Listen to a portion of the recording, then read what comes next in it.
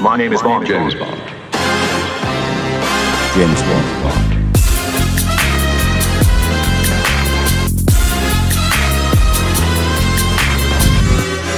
Three measures of Gordon's, one of vodka, half a measure of quinoa lily. Shake it over rice and then add a thin slice of lemon peel.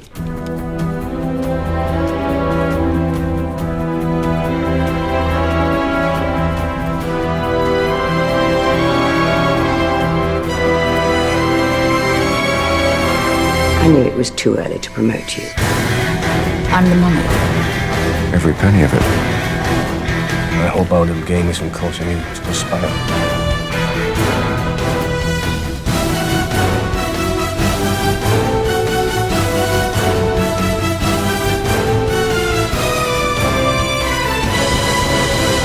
The name's Bond.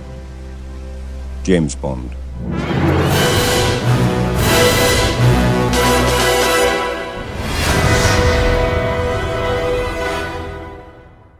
Almost secret agent James Bond takes out 2 enemy operatives, awarding him 00 status.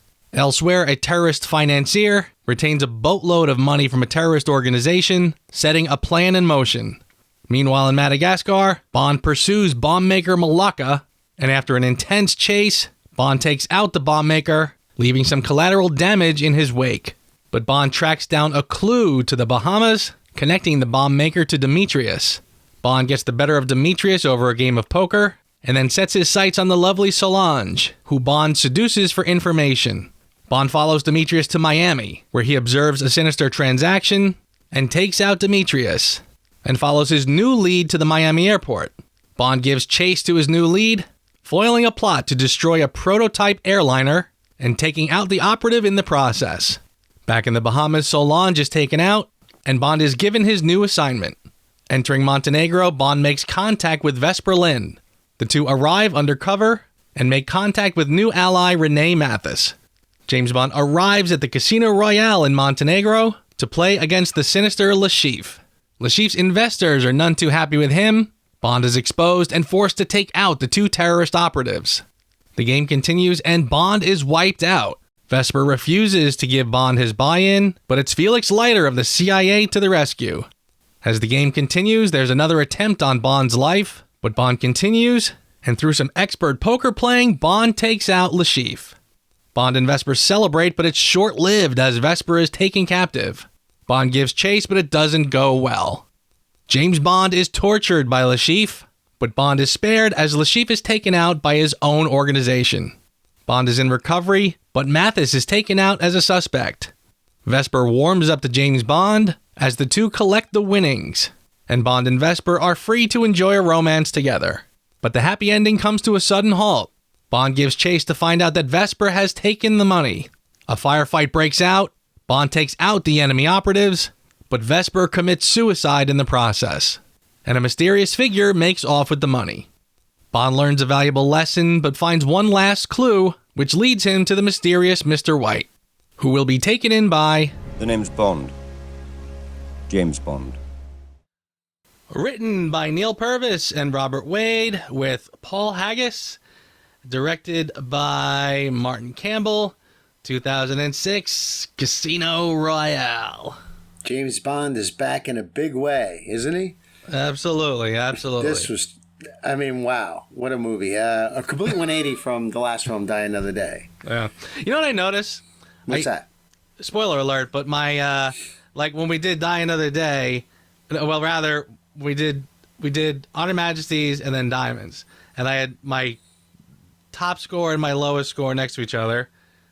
Something very similar happens here. It's going to happen, huh? Spoiler alert. Spoilers. Going to be a lot of gushing in this one. Yeah, but yeah, yes, it's just kind of odd that it, right after one of my least, again, my one for Die Another Day, and here we are, we're skyrocketing back on top with Casino. That being said, and you and I are going to praise this to the hilt, but there are a group of fans that don't care for this. Do you want to talk a little bit about maybe some of the points that they bring up about it? I know that when Daniel Craig was originally cast, there was a lot of online sort of even viciousness about the casting choice. Mm-hmm. And even I was kind of unsure because it seemed like more like I've said, it seemed more like Red Grant than James Bond, Yeah. But you see the film and he's fantastic. Had you seen any of his work before this? I had seen. I definitely saw Road to Perdition. I saw that. Okay. What else had I seen? But I wish I could sit here and say, yeah, I saw Layer Cake too. So there, but I didn't. I didn't see Layer Cake until afterwards. Yeah. I actually. Oh, Tomb Raider, right? He was in that. I had seen, I had seen Tomb Raider, and everyone was telling me that he was in that, and I could not. I'd only seen Tomb Raider once in the theater, and I could not, for the life of me, remember him at all in it. Yeah, I didn't put the connection together either until later. I rented Layer Cake after he was announced, and based on that, I was like, all right, I see what they're doing here. I get it. So I was pretty on board. I was, trepidatious, but I was all right. Just the fact that they brought him in was already giving me, like, again, this guy's not exactly like supermodel good looking. So the fact that he was kind of rough around the edges made me sort of comfortable with the idea that, again, they're not just going for, well, let's find the most handsome guy we can so we can be, hello, I'm James Bond, and everything just kind of goes his way. Right. I kind of was getting a vibe just by his casting that they were kind of onto something, and I was cautiously optimistic. Yeah, I was too. But I do remember, I think from, you got, as the first trailers came out and so forth. Yeah.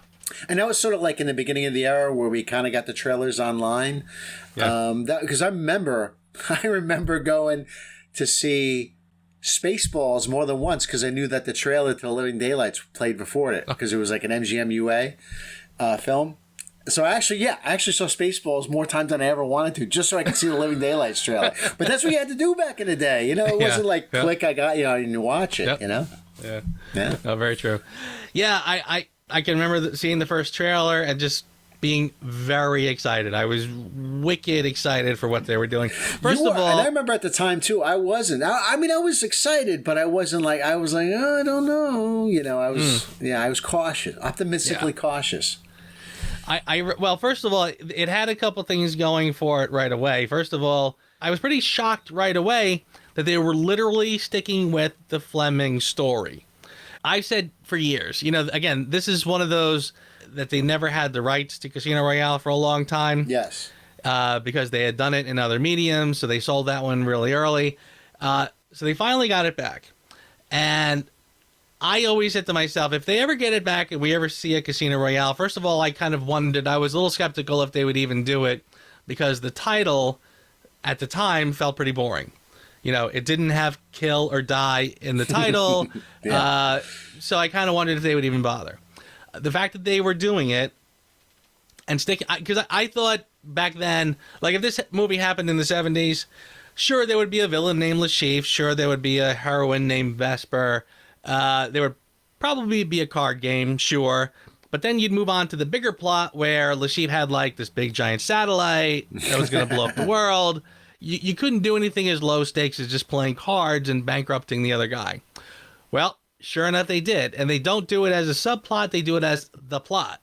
Yeah. So already I was like, this is going to be interesting. Yeah, same here. Didn't know what to expect. It exceeded expectations because they did something really great in that they stuck to the original source material, but also updated it for modern contemporary audiences. Yes. And I think that second part is kind of important. I mean, you and I would love just a movie, like we said, we'd love to see just somebody do like a miniseries or something based on the novels. And we could just sit there and watch that all day long. But for, modern audience, for the masses, you kind of have to do this. And but the thing is, they don't sell out either. I mean, all these action scenes kind of are great where they connect to the story itself. Right. And they're inventive, too. Like that free running at the beginning is fantastic. Oh, my God, right? Fantastic. Yes. After that surfing business in Die Another Day, I was sat there in the theater with my mouth agape, just letting it all come in. Yeah. Seriously, going from that CGI surfing to this, it's hard to even conceive that this is the same franchise. Like, it's that different. Well, that's what's great about the franchise, though. There's so many different interpretations of Bond and tones, which is, I think, maybe what keeps the series so afloat even to this day. Yeah, it's true. And you're absolutely right. I mean, they did this so perfectly where they took the Fleming story, but they were able to accent it with these great action scenes and the whole subplot that sort of led you right into the card game. The whole thing where, you know, he's shorting stocks and he's betting on the plane blowing up, but then Bond foils it. I mean, that is great. I remember I took a course in college. I think it was, I can't remember if it was literature in film or film in literature or whatever. And they sort of, I remember they said that one of the best source material to work from, it's not so much a novel, like a big, thick 200-page novel, but what they would call a novella. Mm-hmm. And that's kind of what the Fleming novels were. They were novellas. They were kind of like just a few sittings, you would get through it. You know, it wouldn't take you a week to read a Fleming novel. And because of the length and because of the story, it allowed you. I mean, there's a scene in the novel before the card game where James Bond is attacked by a bunch of assassins and they try to blow him up by throwing a bomb, and the bomb is it's like a trick bomb because it looks like a camera, so they throw it at him. So that's, you know, with that in mind, I kind of feel like they're still keeping the essence of the story with some of the liberties that they take with the you know, the big action set pieces, etc. So yeah, but again, just the fact that they kept the story intact, they kept the elements. I mean, you still have him ordering the Vesper exactly the way he does in the book. Mm-hmm. The torture scene is exactly as I pictured it in the novel, and I could not believe they had the I know.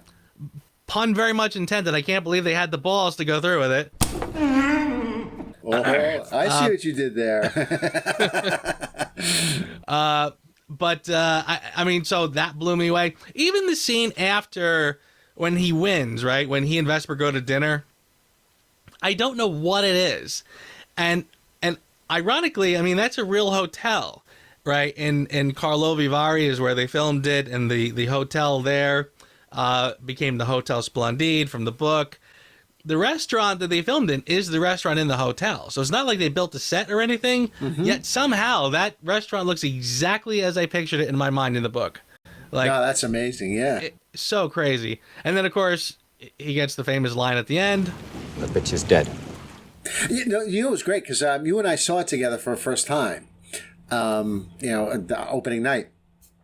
And I remember, like, you know, every time they would say, like, a line from the book, and, you know, like, giddy, like and you feel like, oh, yeah, no, look, he says that in the book. Oh, my God, totally. And, I mean, I'm not even exaggerating that, like, I've read all the Fleming novels, but I think over the years, probably, like, even from being much younger to you know, 20s, 30s into adulthood, I probably had so many false starts where I told myself I was going to read all the novels in a row. But I'd always read Casino Royale. So, and I just loved it. I've always loved the book. So by the time they did the movie, like, I knew the novel really well. So I was able to kind of pick up on the little things. I've heard people say to me, like, in the novel, he actually says, the bitch is dead now, as opposed to in the movie where he just says the bitch is dead. And I've heard people grumble, and I'm like, really? Are you kidding me? Have you seen Moonraker? Do you not see that's what you're gonna worry about? I mean, so whatever. But yeah, I mean, again, when it comes to being respectful and faithful to the source material, I can't have asked for more than this. As long as you get the tone of what they were going for in the book in that moment with that line, it doesn't matter if if it's exact wording or what have you, you know? Yes, exactly. Totally. And this movie's impeccably cast, I think. Yes. It's just like, I can't think of one false move in it as far as like as the casting. The fact that they were casting mostly unknowns was so smart. I mean, we finally got away from the stunt casting that was happening with all the Bond women, you know, Terry Hatcher, Denise Richards, Halle Berry. I mean, just one terrible choice. I mean, sorry. but just one strange choice after another. But again, not strange, because they chose them because of their notoriety. They were pretty popular at the time. To start with a fresh slate here and bring in these stunning actresses, again, mostly unknowns. The girl who plays Solange Monroe, Katarina Monroe, good Lord, is she stunning. And she's perfect for that role. She's like the kind of bad girl. I mean, this is the bad girl didn't really want to get caught up with the bad guys, but she did, and she was sort of okay with it. She turned a blind eye to what this guy did. Perfectly cast. And then Ava Green as Vesper, as sort of the stark contrast to that. She is the good girl who got roped into, still gorgeous, still stunning to look at. Boy, does she wear that dress. But she still kind of has that innocence that you can tell she was dragged into this situation against her will. Yeah, and like we've talked about before, some of the best scenes in this, as great as the free running is and the house at the end and all that great action, some of the best scenes are just him and her together in a dialogue scene. Yes. Yes. Like on I can the still first meeting remember on the train and... Yeah. You can't get a better scene than that. That says something when you're back to watching Bond movies and you're enjoying them for the grown-up conversation, the dialogue.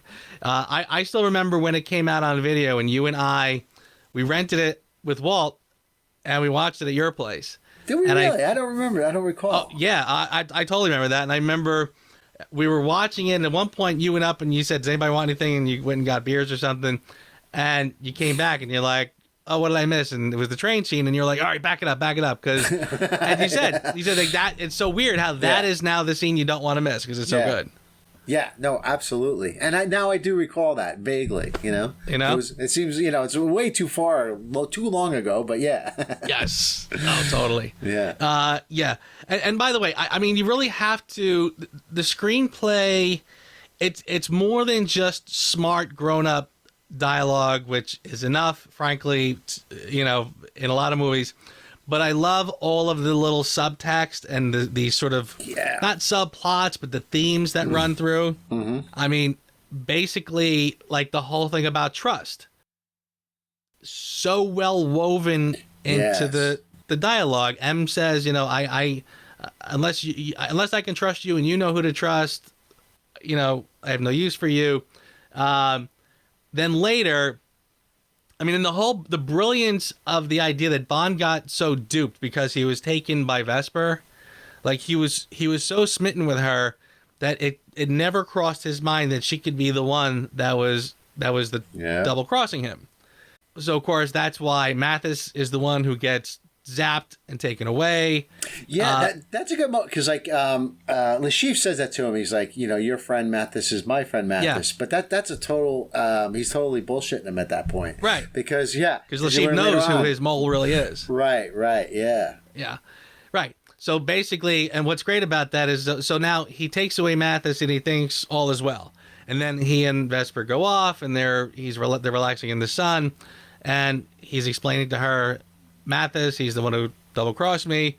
And he goes, well, there you go, lesson learned. Right? Yeah. Like, he said, I thought he had my back. I thought I could trust him. Lesson learned. But then he realizes at the end, it was actually Vesper. And then M says to him, now you know not to trust anybody. Now you've learned your lesson. Mm-hmm. So I thought that was so great. Like, they just... And it's so subtle you almost don't even notice it. Like, you have to sort of watch it a couple times and pick it up before it hits you in the head. It's like, oh my God, this whole thing has been about him not trusting anybody. And that's the lesson. Except the most obvious one, right? Well, not the most obvious, but yeah. Right. No, right. He is so taken with her. Yeah. And by the way, this is a motif that might be showing up again in the upcoming No Time to Die.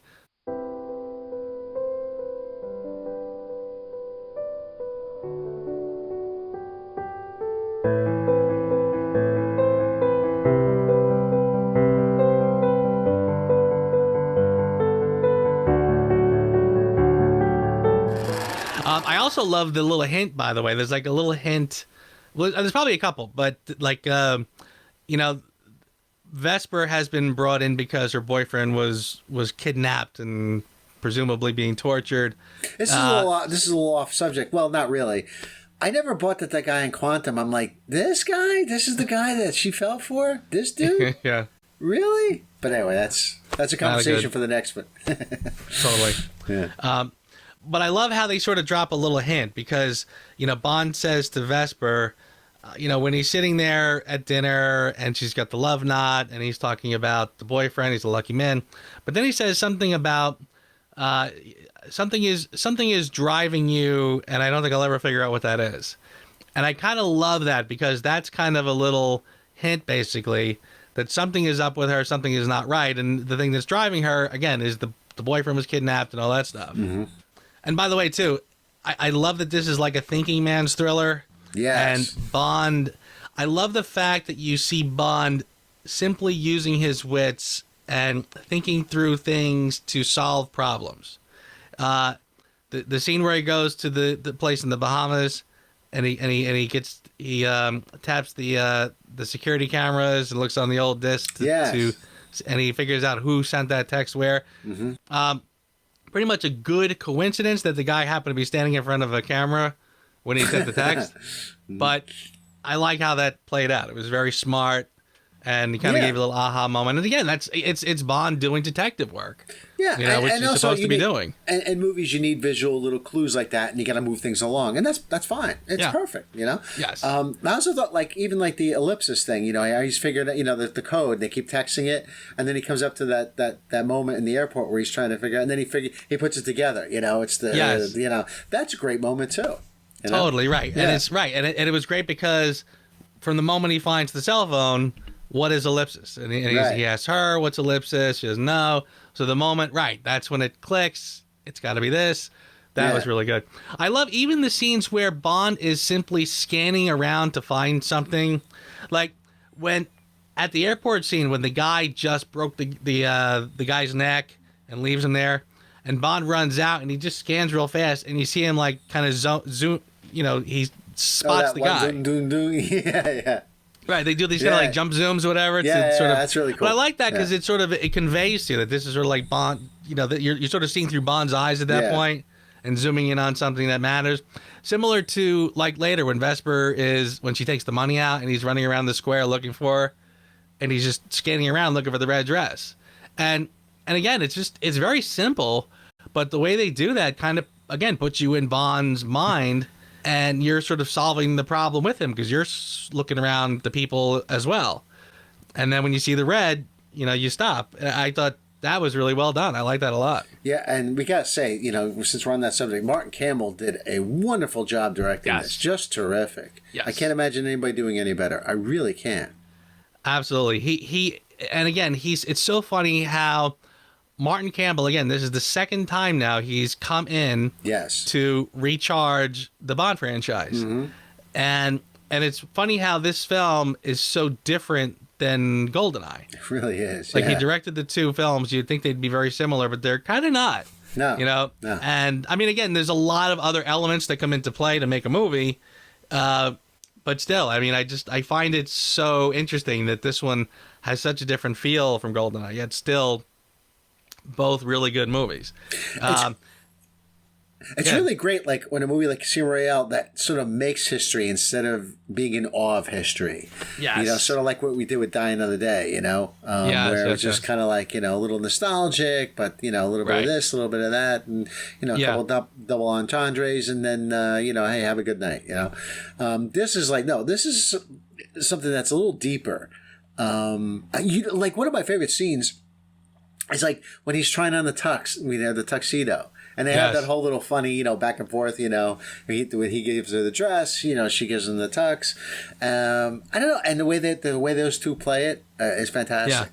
Yeah. And what's great about that, and again, I got to hand it to Martin Campbell, and I think this is also Paul Haggis, but I love how they take the elements of James Bond, but they kind of, and again, because they did something similar in GoldenEye, but not quite the same.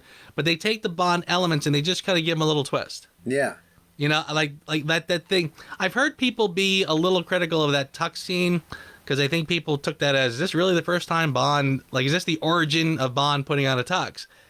I didn't really read it that way. The way I read it was that he's definitely done it before, but he kind of just sort of liked this one better, and he sort of like took her, like, again, she says, I sized you up the moment we met. Right. Well, the thing is, no, here's the thing. It's not the first time he's wore a tux. Not at all. What it is that he puts it on and he realizes, hold on, this thing fits me perfectly. That's what he's reacting to, and then he kind of looks at her. He's like, he wants to, say, give her credit, but at that point in the relationship, he's not going to do it. But yeah, it's great. Yeah. There's a scene where Bond and Vesper are going at each other. He just lost, so now Bond is fuming. He's fit to be tied. He's angry at himself, and she says, "No, I'm not going to give you the $5 million. It's all about your ego, yada yada." And he flips, and he sort of like flips on her, and he calls her an idiot. Yeah. Like he's basically telling her off, and it's almost like, wow, that was kind of like he. And again, and you never see him later going, "Honey, I'm sorry, I yelled at you." That was, like he said what he said, and that's it. Right. I mean, and I think we've all said things we've regretted later.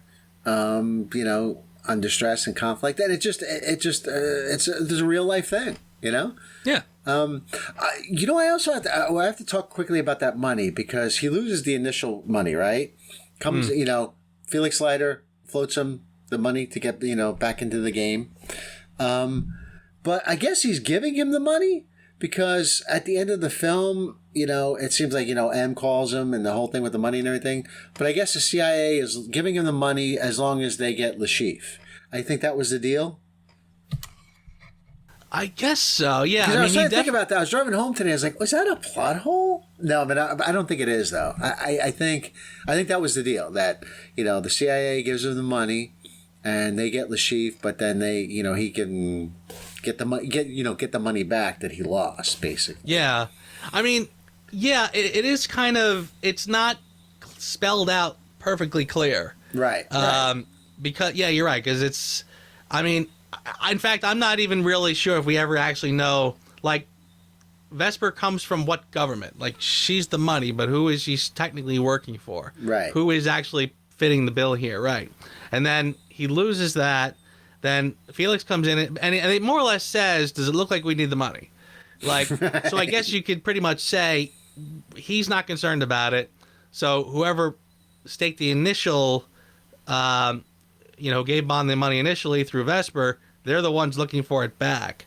And Jeff, we should talk quickly about Jeffrey Wright. Probably the coolest cat to play Felix Leiter since Jack Lord.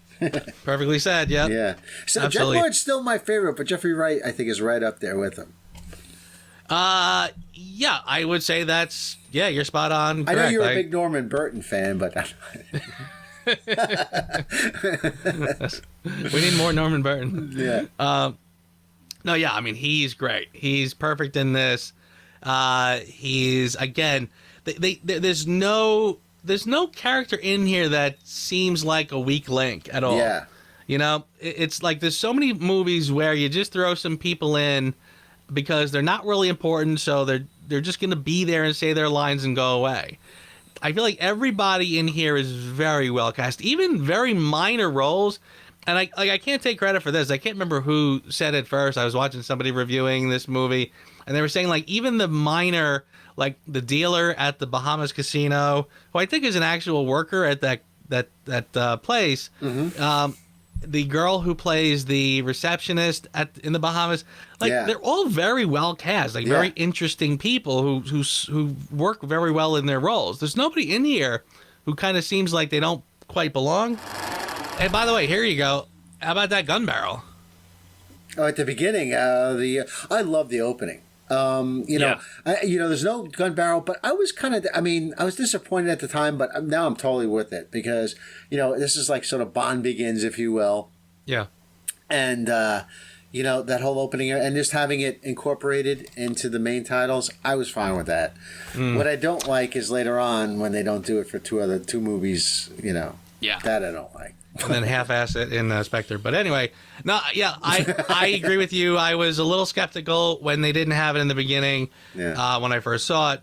But the fact that what I love about now it is, seems so right though, because the way that begins, it does the gun barrel wouldn't be proper maybe. I mean, I love how they're more or less. The only thing I really do wish they did a little bit different is possibly the design of the actual gun barrel itself. I would have liked to have seen it looking a little more with that classic pattern. Mm-hmm. That would have been the only thing that I think could have made that better. But the way they use it is great, because I love that they're more or less explaining to like a newbie, this is what that is. That thing that you've been seeing for years, that is a gun barrel that Bond is looking down. I mean, seriously, you just had Die Another Day, where they shoot the bullet at you, so the bullet is more or less coming down the gun barrel of the other gun. So that makes zero sense. I know. That's so, man, right from the, I sat, wow, we're in the wrong movie, but, when I sat there and when that bullet came at me, I'm like, oh, man, I'm in trouble. right then and there. One of the things I think this film sort of taught me, we talk a lot in movies about, we talk about the level of realism.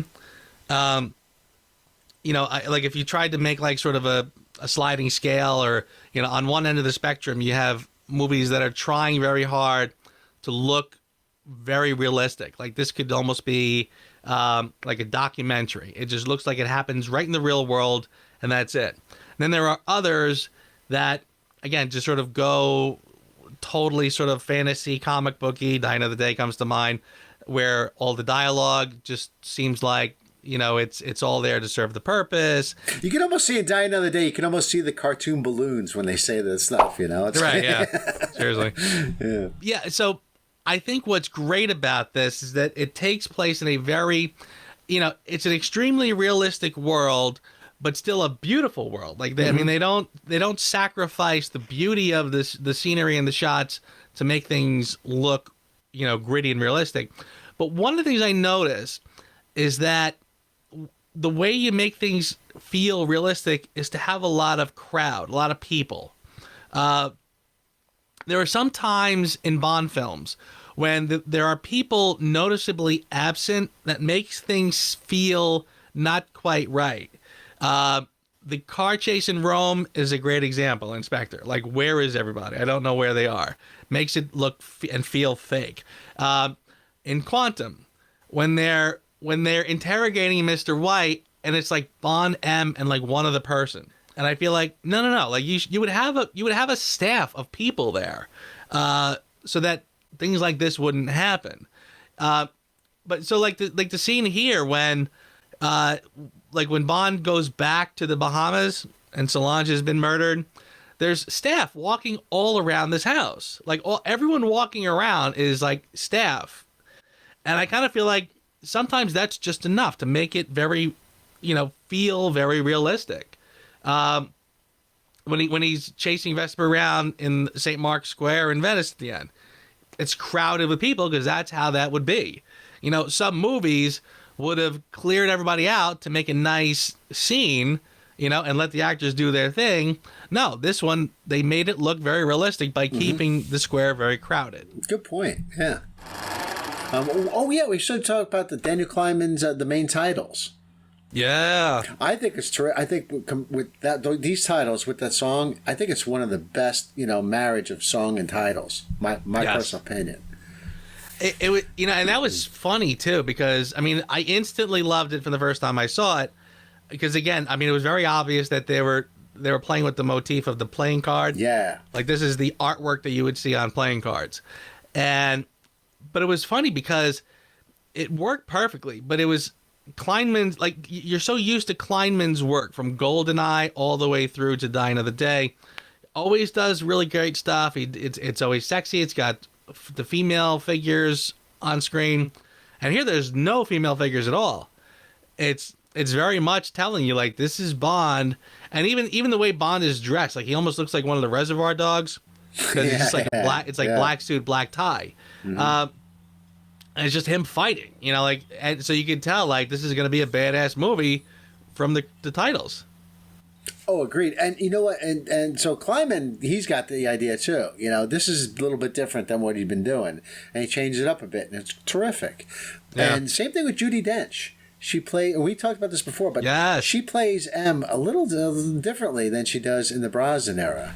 Yes, that is. You're so right about that. Like she would never say something, like in like one of the other movies. Well, she wouldn't say like, "Well, pump her for information." This M would not say that. No, it just would. No, you're absolutely right. I mean, from the time she shows up on screen, even though it's Judi Dench and even though she's playing M, she's playing a different person who has that M role. Yep. Uh-huh. And yes, I mean, she's so smart because she, like, when she's playing off Brosnan, especially in GoldenEye, and I've kind of said like Brosnan and GoldenEye played it very soft. He was very mild tempered and very kind of soft spoken. Judi Dench plays to that. She's sort of soft spoken as well. Here, she's playing up against tough guy Daniel Craig. She amps it up. She gets in his face like she's a bulldog. She's tough as nails. Because she's playing off his harder edge James Bond. That's a great insight. I never thought of that. And by the way, since we're talking about the titles, we should also talk about the theme song. Yeah, You Know My Name. Which is another great one. Which, sadly, Chris Cornell has passed away since. And that's such a sad thing. It really is. It is very sad. But I think it's one of the best title songs. I think it's great. Yeah, it's one of the great ones, yeah. Speaking of the romance, though, I have to say that is also one of the things about this film that I absolutely positively adore. Yeah, it's sort of like, you could even argue that maybe the romance part of this is even better than On Her Majesty's Secret Service. I'm not saying I'm not digging into Lazenby or Dinah Rigg, who's terrific, but I'm just saying maybe it's better developed here, maybe a little bit. I can't argue with that, really. I mean, I think I would say that they're both very well developed, right? But if we had to sort of, have a race and one has to win neck and neck, right? You might be right. It might be this one. That I'm comparing it to that movie is amazing, because I wouldn't do that almost any other Bond film, Yeah. Because Majesty is definitely one of my favorites. But sure. That it compares to that in some way is amazing in itself. Yeah, I mean, what they both do, and again, I think it's probably no secret at this point, and it's no surprise that these two, this one and On Her Majesty's, are my two favorite Bond films easily. Yeah, and great choices. I think it has a lot to do with the romance of the film. And I don't know why a lot of the movies, I mean, you can't do this with every film, of course, or else it wouldn't feel right. It wouldn't feel real. But when a film has good romance, I think it amps up it amps up everything, frankly. It gives you an emotion. It gives an emotional charge to the story. Yeah, I mean, it gives it that added dimension there, because you get you get it in the feels, and the film has not always thrilled you, but it's also touched your heartstrings. No, you know what I'm saying, Yeah, no, I do, and that's totally fair. And I mean, but I think even in addition to that, even for something like the action scenes, like when there's a damsel in distress, it raises the stakes for sure. Exactly. Yeah, yes. Because now you have an investment in these characters. And, it's devastating at the end of this. Absolutely devastating. It's almost haunting when you see Vesper in there in that elevator and their final moments. It's the stuff of nightmares, really, It just, no, really. And I mean that in a good way, Yeah. It's not like the nightmare fuel of, like, say, the movie Cats. I'm talking, it actually really something that would haunt you, No, I totally agree. I think the climax, and when I'm talking about the climax, I mean Vesper in the elevator underwater. That is what a gut punch. It is. I mean, I kind of feel like, if, in that respect, if we're going to compare it to On Her Majesty's, again, I think was a little too, I don't want to say timid, but again, Lazenby had a tear in his eye, and the producers said, James Bond doesn't cry. Let's wipe the tear out and try it again. That might be Peter Hunt. Yeah. So here they have no problem making that scene a total emotional, gut punch in the best way possible. No, they play it right though. He's not there sobbing uncontrollably, but he's really, but it shatters him for sure. That'll come later, but anyway, right. I think he plays this perfectly, and oh my god, the scene where he's giving her like mouth to mouth, and that kind of slowly turns into him like kissing her. Yes. And then like he jolts back, like he realizes what the hell he's doing. Right. And that's kind of like that moment where Dalton busts the balloon in Living Daylights. Yeah. Like he realizes he got too emotionally involved, and now he couldn't be more angry with himself that he did that. Yeah. That's kind of what this is here. Oh my God, is it great? Just on every level, it just works. I mean, this is this is not just a great James Bond film. This is a magnificent film. Period. Yeah, absolutely. I think this is like 100%. honestly like a perfect film. Like if I wasn't even a James Bond fan, this movie would have to. This movie would have been one of my favorite films, regardless. Like if this was like the first, like if there was never a James Bond before this, and this film came out and I went to watch it, I can't imagine I wouldn't love it any less than I do. No, agreed. I'd be sitting there saying, man, I don't know who this James Bond guy is, but they got to make more of these. I know.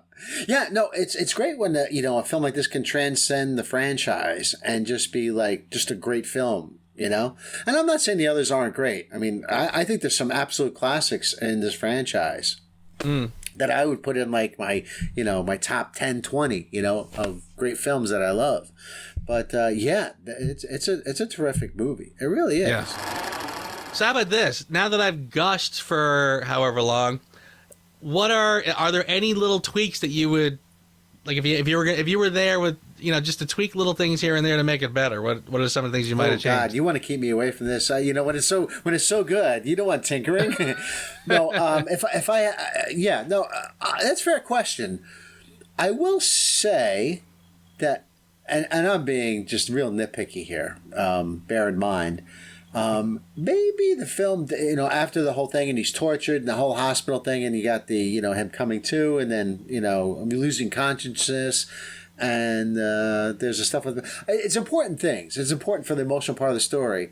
That being said, you're getting towards the end of the film and it slows a little bit. The movie does slow up a little bit. And it's perfectly understandable because it revs up again.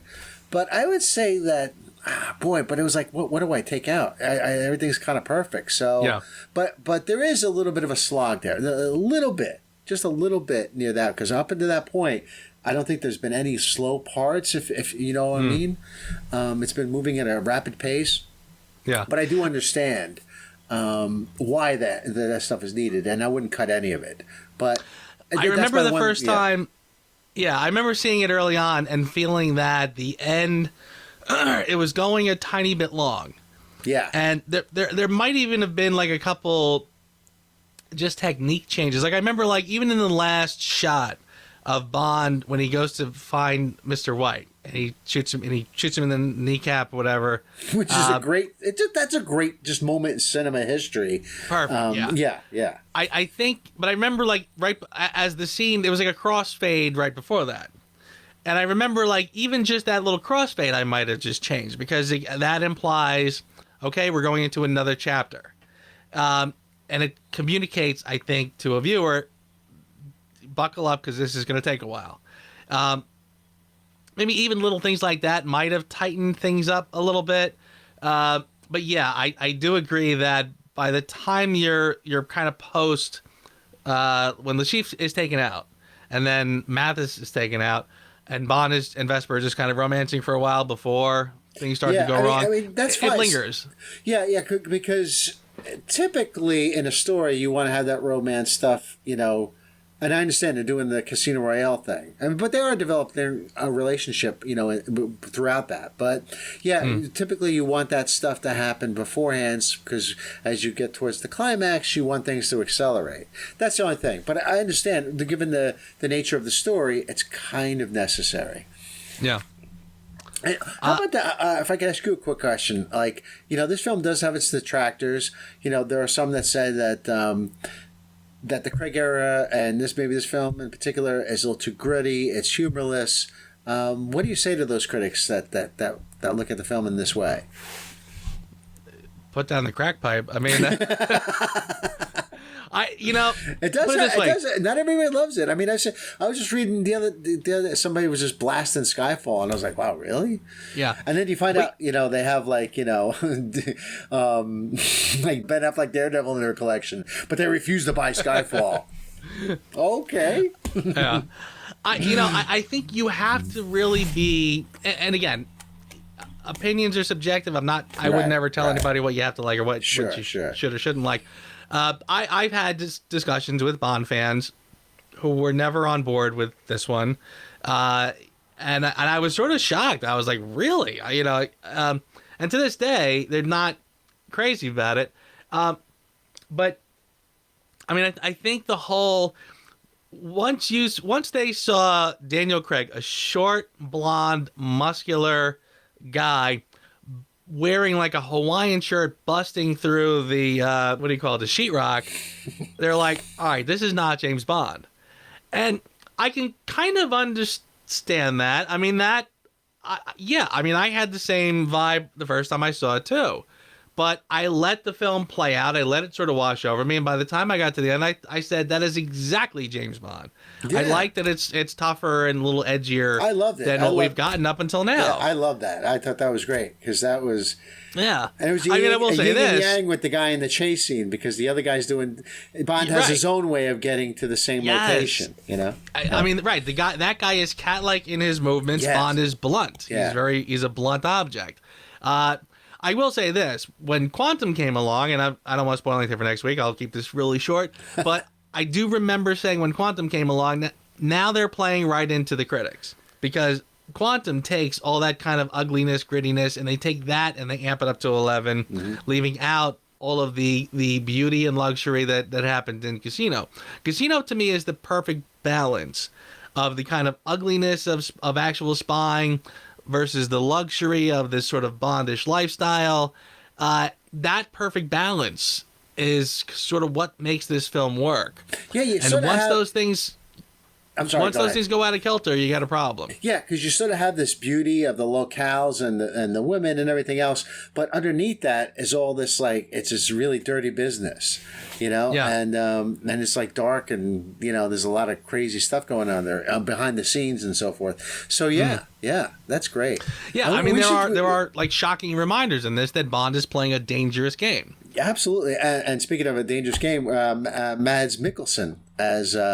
The Chief. Oh, yeah. Who's terrific in this. What a great. Yes. And I've seen him. He's a terrific actor. I don't know if you've seen it, but he did a TV show for Hannibal. He played Hannibal Lecter. Yeah. And he actually made that role his own. He was terrific in that, just as he is in this. Yeah. There's a movie that I don't know if you've seen it yet. He was in a movie. It was after this. And it was a spy movie, and he was kind of the main character. He was sort of like the James Bond character, and it kind of almost had more of like a Jason Bourne-ish sort of feel to it. It was called Move On, and it's a terrible title, but you can actually watch the entire movie on YouTube. YouTube has the entire movie. Really? And a friend of mine recommended it to me, and I watched it. Oh my God, is it good? Oh, I haven't seen that. It's just look up literally on YouTube, Move On with Mads Mikkelsen. You'll find it. It's the whole film, high resolution, good looking. Watch it. It's so good. Okay, I will do. I thought he's just terrific in the role of Chief. I can't imagine it being played to any better. It's like perfection. It really is too. And one of the things I remember feeling about him at the time was that he seemed a little on the young side because I'm sort of used to my Bond villains being kind of the old fogies, and Bond is a little younger and sprier. So they were pretty contemporary, and I thought it was really good. I liked the little weeping teardrop. That's terrific. I mean, it's just enough of a kind of again that little sinister Bond villain trait. He's that abnormality, that physical abnormality. Yeah, and then he even says, "They said nothing sinister, I assure you." Right, that's great. And again, I love that stuff. There's a lot of sort of acknowledgments in this movie when it comes to things like formulaic Bond things. Right. Even the scene where he's with, I could go on for hours about this movie. The scene where he's with Solange and he's betting her and he's seducing her, trying to get information out of her. Again, they take that trope, but they smarten it up. Where, for one, she knows very well what's happening. She's still going with it, but she's not dumb. Like she's not totally like blindsided by Bond's intentions. So that was great. And I also love how they sort of took that little trope and turned it on its head when Bond orders the caviar. He says no for one, and he leaves. Because I felt like if that was Roger Moore, the next morning after he bedded her, he would have gone on to chase the bad guy. Yeah, right.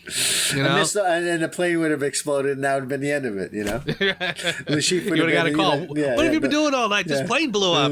Yeah, no Casino Royale. Yeah, oh well. The end. Yeah. In the tradition of ruining names that we do, Yeah, Giancarlo Giannini, I guess, who plays Mathis. Oh, you know, he is great. I love, speaking of another Hannibal, but the Hannibal with Anthony Hopkins. I love the first part of that film that takes place in Florence, Italy. And he's a detective that, you know, he's kind of realized, oh, this is Hannibal Lecter. And he's trying to sort of put everything together. He is terrific in that film. Just terrific. Yeah. And the scenes between him and Hopkins, phenomenal. Yeah, but he's just as great in this. He actually is kind of the commentator on the card game. I notice, you know, like for people that aren't too familiar with poker. He kind of gives the whole thing, which is, you know, perfectly acceptable. Not everybody knows how the game works, and that's needed. Yes. But it's great. Yeah. No, they do that pretty smartly, right? He does do a lot of telegraphing for the audience, you know, just in case you're not catching this. There's the tell or whatever, or there's, you know, Bond has to go all in. But his from the time he walks into this film, he is such a warm presence. Yeah. You know, he is such a perfect. You know, we've talked at length about those. I don't know if he quite fits the mold, but. You know, the Draco, the Carambays, he's pretty close. Pretty close. Fatherish, almost like a father figure in a way. Yeah. He's similar to that. I don't know if he's exactly that kind of mold, but just such a welcome presence in this. He's so good. It's almost like you look at him and you say, when I'm old, I want to be like that. You know, I want to be like that guy when I'm old, you know? I just thought he was terrific. And he gets Michael G. Wilson arrested. Oh, my God. It was one of the great Michael G. Wilson cameos, I think. I think there are probably two films that I think of that are probably the godparents of Casino Royale. One is The Bourne Identity. The other is Batman Begins. I think Batman Begins was probably, you know, Batman, because think of where Batman had been up until then. You had Batman Forever, Batman and Robin. Batman and Robin, man. Yeah. Please, So they just totally revamped and said, look, let's do a little more. I don't. To say it's a more serious film is too simple. It's more than that. It's a little more nuanced than that. But they went back and did, a more honest, respectful look at the Batman character. They redid it because they realized that this character is very interesting. Why are we constantly focusing on the bad guys all the time? The character of Batman is the most interesting character. And I kind of feel like that's exactly what they did here, where they said, you know, we've kind of gotten so used to Bond being this kind of, you know, cutout that you just sort of plop into the new bad guy of the week, the new over-the-top bad guy. But why don't we stop and take a look at James Bond for a second? He is an interesting character if you get into what makes this guy tick. It's funny when I've been watching the films before our reviews, and I kind of sat down. I wanted to say when I was watching the films via the Bond 50 set, and I kind of closed the book on this. Although I do have, there's my Get Ready for Skyfall. I got to close the book on this. And I was really excited about watching this, not only because it's a great movie, but I picked up the 4K version of this. This has the 4 Daniel Craig films. The 4K on this, it's good. It's really solid. Some of the people that were complaining that usually when a semi-contemporary title like this, gets done on 4K, usually gets a Dolby Atmos track or a DTS track, but they haven't done that here. It's just a regular 5.1 track, but it's still great. And as 5.1 mixes go, it's pretty terrific. Overall, I mean, some people were complaining about that this 4K disc Was only a minor uptick. One thing that should be noted is that this actually, the 4K version of this has the unrated cut, which is, as far as I know, is the first time that's been released officially in North America. So that's pretty great. Reason enough to get this. But my score. Yeah, I got surprise, surprise. I got to give it a 10. It's that sort of that rarefied air of James Bond films, along for me with From Russia with Love, On Her Majesty's Secret Service, and although I do have an affinity for the '60s films, especially the first 6, from Dr. No to On Her Majesty, this is great. Even though it's contemporary and everything, I mean I love it. Just the way it handles the source material and utilizes it to its fullest potential, but also being contemporary and having these wonderful action scenes devised around the story. I got to give everyone involved the biggest of kudos, from Purvis and Wade, which, we beat up on them and Die Another Day, but they really came through in this one, and Paul Haggis, Martin Campbell, David Arnold, sort of dialing back his more electronic things that he was throwing in, and World Is Not Enough and Die Another Day, and he kind of rebooted too, and give us a new great score. Yeah, no surprise here. I'm giving the sucker a 10.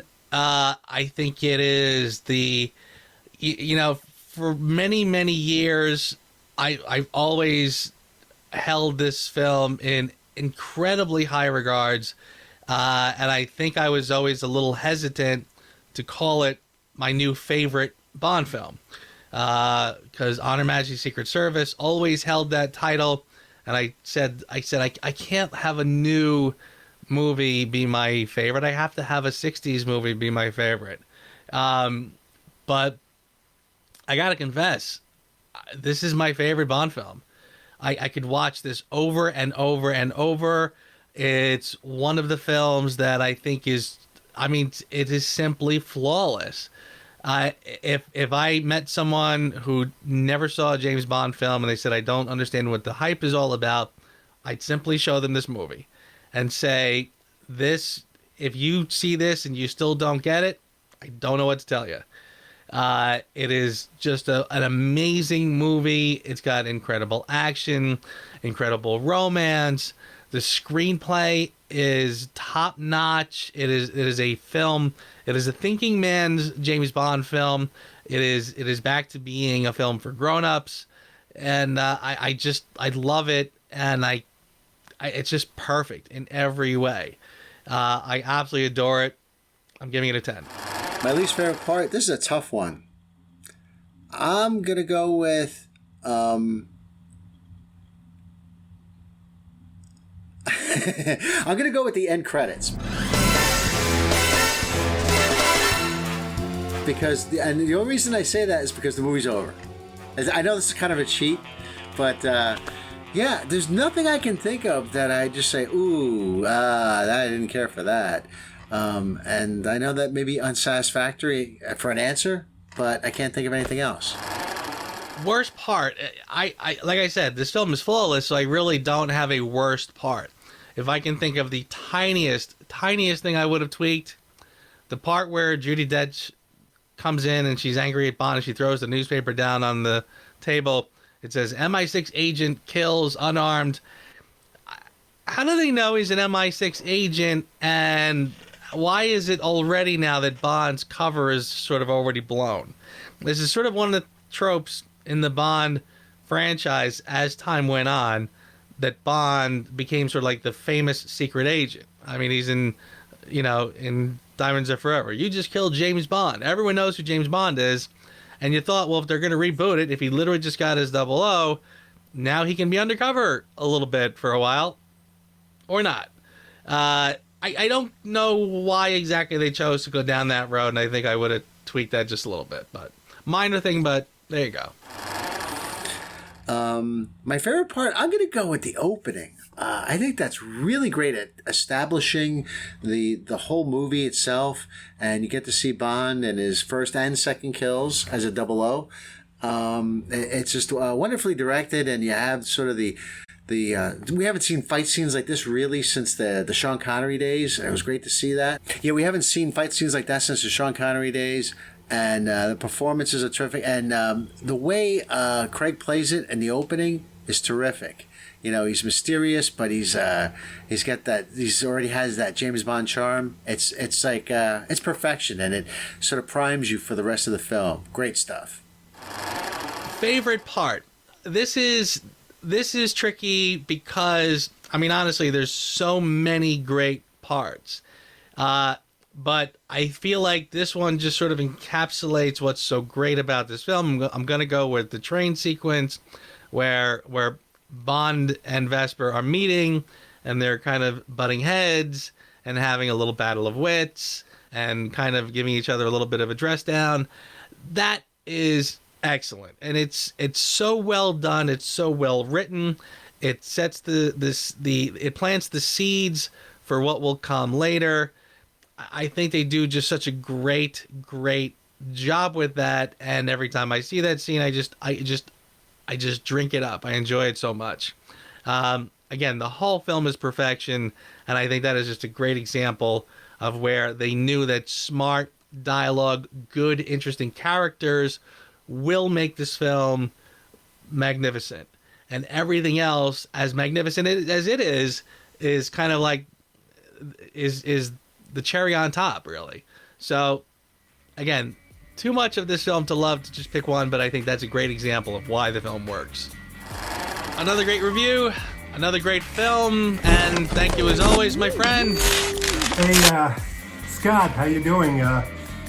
Another good review, but man, you know how these things end. I mean, you are literally turning into the Kenny of these podcasts. So we got to take care of you. My apologies, but that's just the way it rolls.